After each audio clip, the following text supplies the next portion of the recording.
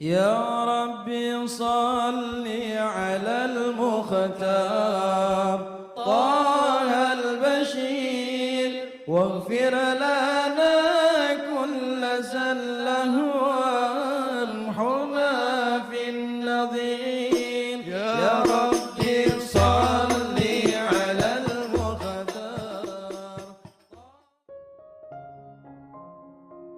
Bismillahirrahmanirrahim. Alhamdulillahirabbil alamin. Allahumma shalli wa sallim ala sayyidina Muhammadin miftahi babi rahmatillah adada ma fi ilmillah. Salatan wa salaman daimaini bidawami mulkillah wa ala alihi wa sahbihi. Assalamualaikum warahmatullahi wabarakatuh. Sahabat online yang dirahmati Allah, alhamdulillah kita bisa berjumpa kembali. Mudah-mudahan kita senantiasa mendapatkan taufik dan hidayah dari Allah Subhanahu wa Ta'ala.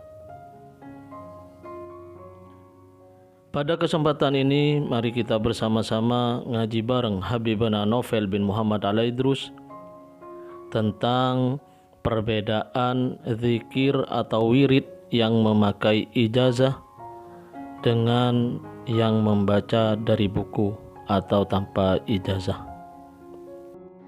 Apakah untuk mengamalkan sholawat, misalkan sholawat tertentu ya, misalkan sholawat nariyah untuk sekian kali itu, apakah seperti zikir yang lain perlu dimintakan ijazah gitu, atau memang setiap orang boleh memilih sholawat mana saja? Iya. Dan kenapa ada misalkan jumlah-jumlah tertentu, misalkan sholat nariyah kalau ada apa seperti 4.444 seperti ini ada jumlah-jumlah tertentu itu. Dan itu apakah memerlukan ijazah dari seorang ulama atau seorang guru? Iya. Terima kasih. Assalamualaikum. Waalaikumsalam. Pertanyaan super. Ada yang suka kata super gitu kan ya? Ya, pertanyaan super. Jadi begini, ijazah itu apa tuh? Ijazah. Ya, bukan ijazah loh ya. Ijazah. Pakai ijazah ya? Ijazah. Zain tak marbutoh. Ijazah itu merupakan seperti kalau kita lulus SMA dapat ijazah, ya kan? Nah, kalau dalam bahasa sederhananya ijazah itu izin, dapat izin dari seseorang kita untuk buka praktek kedokteran misalnya gitu kan ya, izin untuk buka bengkel, izin untuk ini. Lah ijazah baca zikir wirid, berarti kita diizinkan untuk baca zikir dan wirid tersebut. Nah, apakah setiap zikir dan wirid dibutuhkan ijazah? Tidak. Ya, ijazah itu sebetulnya tidak dibutuhkan sebetulnya. Karena yang namanya doa dan zikir itu kita dianjurkan, sudah dapat ijazahnya langsung dari Allah, dari Rasulullah. Secara umum seperti itu. Karena itu untuk baca doa dan zikir yang ada di Al-Quran, ada di hadis, tidak dibutuhkan ijazah. Loh, bedanya apa dengan ada ijazah? Biasanya yang ada ijazah itu karena doa dan zikir disusun oleh ulama tertentu.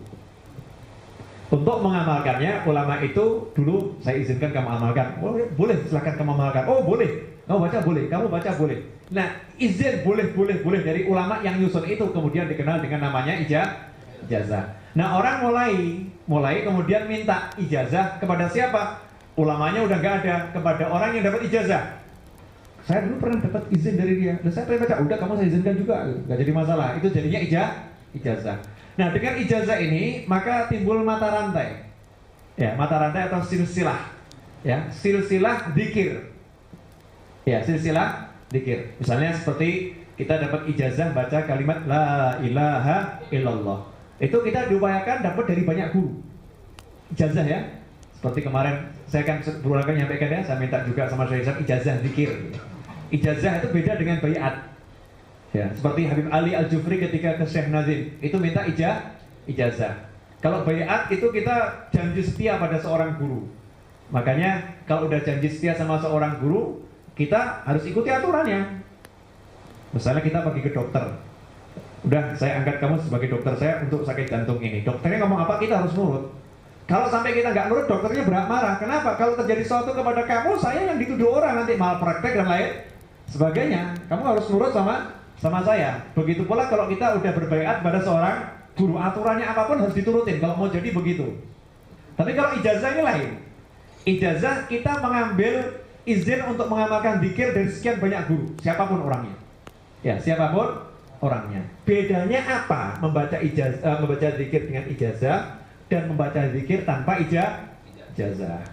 Kalau kita membaca zikir dengan ijazah, otomatis apa yang kita baca itu benar.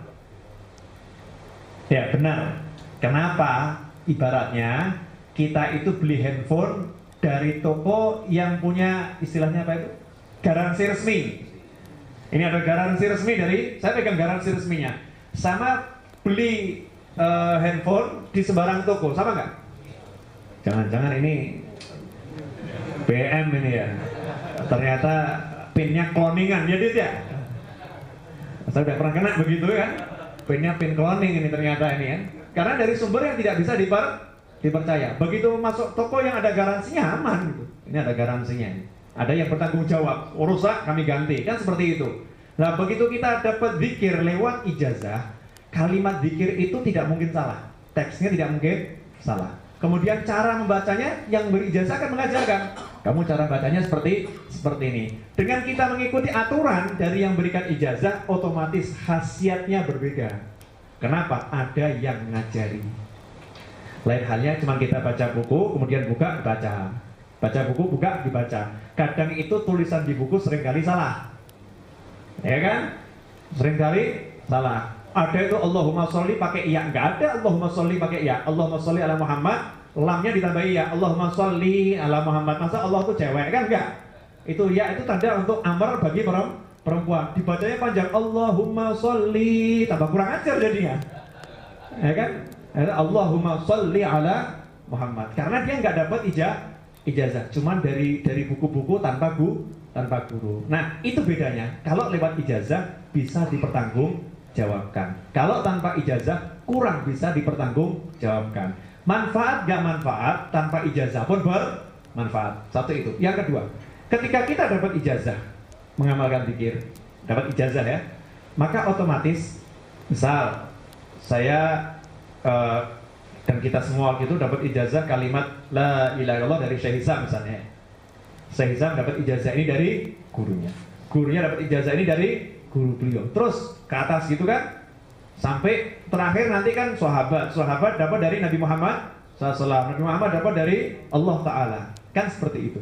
Nah, ketika kita membaca kalimat la ilaha illallah, sedangkan kita punya silsilah dari Syekh Hisam dapat, misal gitu ya, dari Habib Umar bin Habib dapat, ya, dari Syekh Fulan dapat, ya, dari Abah Anum Suralaya dapat, misal begitu. Ya, nanti dari Thariqah mana lagi, Syadziliyah dapat silsilah yang begitu banyak. Begitu kita baca la ilaha illallah, maka semua mata rantai yang di atas kita itu dapat pahalanya. Syekh Hisam dapat pahala, gurunya Syekh Hisam dapat pahala, gurunya Syekh Hisam dapat pahala. Dan itu yang mereka dapat pahala itu dapat laporan dari malaikat. Ini kamu dapat kiriman la ilaha illallah dari Fulan bin Fulan. Ya, kamu dapat kiriman pahala la ilaha illallah dari Fulan bin Fulan. Yang di alam barzah nih, yang udah meninggal itu dapat. Ya dapat. Yang masih hidup di kitab catatannya dapat. Ini pahala la ilaha illallah dari Fulan. Ya, dari Fulan. Kemudian kita ajarkan kepada teman-teman kita. Begitu teman kita baca, kita dapat, yang ngajari kita juga dapat. Bayangkan kalau sekali kita baca la ilaha illallah, sedangkan kita punya ijazah dari 100 guru. Makanya orang dulu itu kalau untuk ijazah cari banyak guru. Syekh tabaruk berkah, mursyid satu, tapi tabaruk banyak. Dapat 100 guru. Kemudian begitu kita baca, pahala kita ini 100 guru itu juga dapat yang sama. Dan setiap guru-guru dulu tuh gurunya ribuan. Mereka dapat yang di atasnya dapat terus ke atas kan. Nah ini yang di atasnya dapat kiriman terus dari kita. Nama kita terdengar nggak? Siapa nih Fulan nih ya? Kok ngirimin saya terus? Siapa nih Fulan ngirimin saya terus? Yang mahal itu nama kita didengar oleh mereka-mereka. Begitu nama kita didengar oleh mereka-mereka, malaikat, ya ini orang yang dapat syafaat saya. Selesai. Itu bedanya baca zikir lewat buku sama baca zikir dapat ijazah. Artinya kita nanti bisa dapat syafaat karena kita istilahnya apa ya, buka praktek ada lisensinya. Ini kok kelihatannya banyak menguntungkan dari situ. Perlu kita kunjungi ini. ini tokonya ini banyak pengunjung, kita dapat komisi terus besar. Ini orang yang mengelola perlu kita kunjungi, nih, perlu kita muliakan. Kan dalam bisnis seperti itu. Bisnis akhirat juga begitu. Kalau ulama-ulama di atas ini dapat kiriman pahala yang menguntungkan, maka mereka akan menghargai orang-orang tersebut. Itulah bedanya yang dengan ijazah dan tanpa ijazah. Yang terakhir, jadi begini, kenapa ada sholawat nariyah 4444 kali? Ya, nanti sholawat ini harus sekian kali, zikir ini harus sekian kali.